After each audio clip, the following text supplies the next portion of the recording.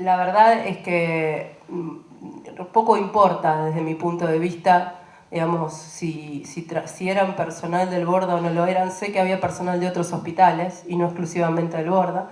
De hecho, dije que no tenían representación mayoritaria porque 4 de los 5 gremios del hospital habían firmado su acuerdo del centro cívico. El Borda tiene 1000 trabajadores. ATE tiene una representación muy baja sobre ese total de 1000 trabajadores y mucho más baja si uno lo lleva al total de la ciudad. La ciudad tiene 120.000 empleados y ATE tiene menos de 4000 afiliados, ¿no? Digo, para poner en términos de representación qué lugar ocupa cada uno.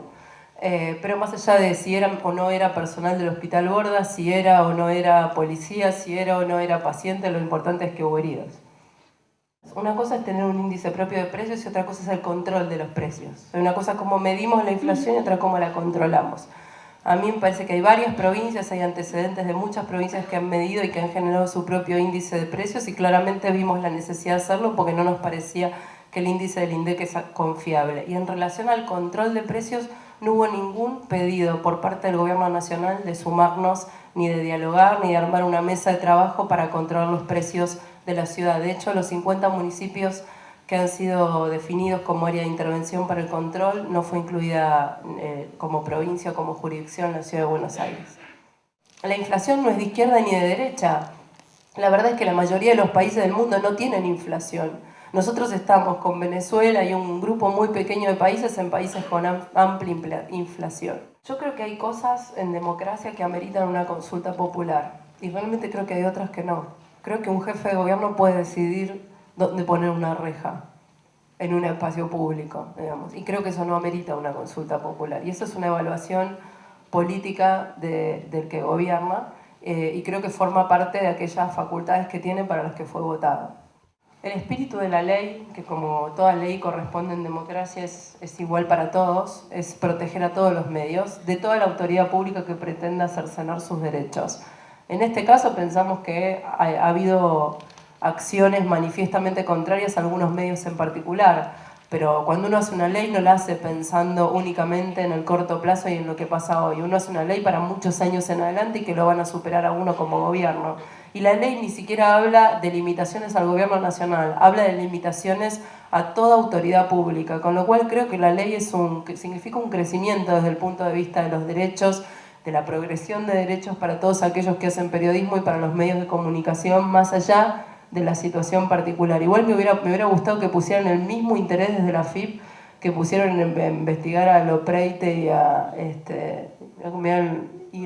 y la PEHUE, a la contabilidad de Lázaro Báez, que en los últimos 3 años no ha cerrado muy bien, que digamos. Hay muchas cosas para hacer en la Argentina. Y probablemente por mi formación y mi origen social, la mayoría de las medidas tendrían que ver con eso, ¿no? Con medidas orientadas a lo educativo. Creo que la educación tiene una gran deuda pendiente en la Argentina y que, más allá de que considero buena la medida de haber dirigido el 6% del PBI a educación, eso 10 años después no se tradujo en calidad todavía.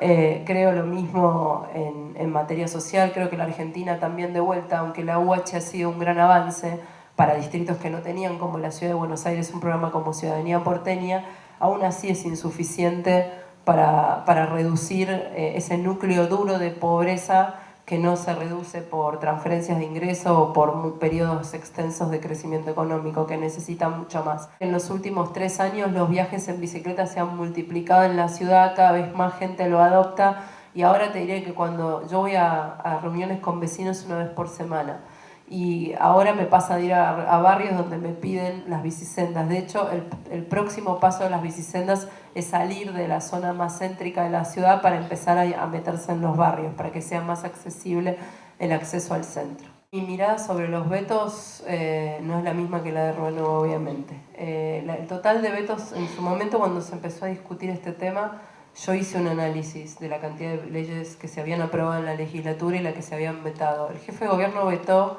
creo que el primer año, por lo menos en lo que sé, sí, el último año de su última gestión, que fue el que analicé, y este año menos del 3% de las leyes, que pasó, ¿no? 2012, y el año anterior 6% del total de leyes sancionadas. Yo no calificaría eso un jefe de gobierno, ¿no?, que veta todo lo que aprueba la legislatura.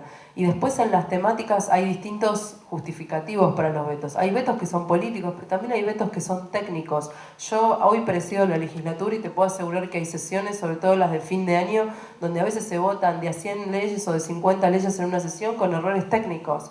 Y esos errores técnicos a veces se pueden corregir dentro de la misma legislatura y otras veces no. Con lo cual, muchas veces donde los vetos han sido técnicos, la legislatura ha insistido y finalmente las leyes han salido.